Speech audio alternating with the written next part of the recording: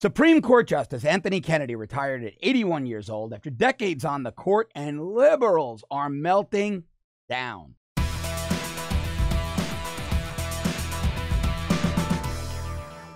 The epic social media and mainstream media meltdown by liberals on the announcement that Supreme Court Justice Anthony Kennedy is retiring is glorious. I mean glorious. Liberals are losing their minds, their collective minds. It's almost as if they don't care about illegal immigrant kids anymore. It's like they didn't exist. Ranting and raving about kids being separated from their parents, put into Nazi concentration camps, has all been forgotten about. All been forgotten about because now Anthony Kennedy has decided to retire, giving Donald Trump another appointment on the Supreme Court. And after this week's glorious decisions in favor of conservatives, upholding Trump's travel ban, slapping down unions, telling them, no, you can't collect fees from non-members, not requiring counseling centers for women who want to go through abortions but are insured to direct them to Planned Parenthood. Conservative decision upon conservative decision upon conservative decision. The court is about to move further right now. President Trump, at a press conference yesterday, assured America and the world, he was actually sitting with the president of Portugal when he said it, that he's going to go back to that original list that he compiled with Heritage Foundation, Federalist Society, of very conservative options for the court. He said that he has 5 more names now added to that list. And I believe him. I think the president sees what a conservative court is doing for him. I think the president sees that America wants it, that America is fundamentally a conservative traditional country, and he's responding in kind. Let's look at the liberal meltdowns. Let's focus on Twitter. Now, they're losing their minds because Kennedy, while he leaned right, was always the bankable moderate. But I got to tell you, in his old age and as he ended his term on the court and his tenure on the court, he's been with the conservative majority more often than he hasn't. Okay, Andrew Feinberg, if you think a single Republican senator will care about rules or precedent or anything besides confirming a Trump rubber stamp who will allow this country to become an economically libertarian place that is a Christian theocracy on social issues, you have not paid attention. An economically libertarian place that is a Christian theocracy, I would call it a Judeo-Christian theocracy, on social issues, you have not paid attention. That sounds like a glorious place to live. Throw in secure borders and the rule of law. That sounds like utopia. This is awesome. Now, Tommy Vietor, one of Obama's advisors, had the best response on Twitter. I'm going to read you his last. Joy Reid, one of our favorites. Here's her tweet. Every single one of these rights is now in the balance. Democrats have not traditionally voted based on the court, and they have been spotty about voting in midterms. November was already critical for every vulnerable group in America. It just became everything, especially the Senate. Joyanne Reid, Andrew Cohen. For starters, abortion rights are more imperiled now than at any time since Roe versus Wade.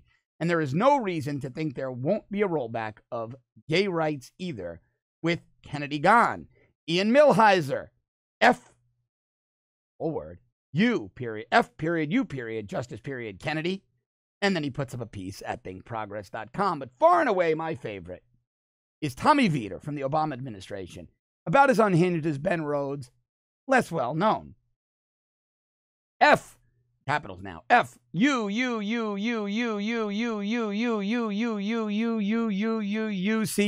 capital letters. That was Tommy Vietor's tweet. Wait until either Ginsburg or Breyer retire. Wait until both do. These people are going to jump off buildings. They're going to be so unhinged. Now, Andrew Cohen, of course, cares so much about Roe v. Wade. So look at the irony there. They were up in arms hysterical about immigrant kids at the border being separated from their parents, right? Beside themselves, just lunatics, crazy about it. But now they're worried about killing babies. So which is it, guys? Do you want to whack the kids or do you want to save the kids? The liberals can't get out of their own way because they know that they have no message. They were relying on judicial activism to do what their candidates couldn't do at the ballot boxes, at the voting places. Democratic candidates aren't resonating. America has soundly rejected them in their policies. Soundly. And I think this is absolutely glorious. Now, from townhall.com, they overheard a conversation at the Democratic National Committee. Politico's David Siders tweeted about the chaos that erupted in a DNC, I believe it was a DNC rules meeting, and he noted the conversation. Quote, Justice Kennedy announced that he's retiring, one person told the group. Oh, one person yelled out.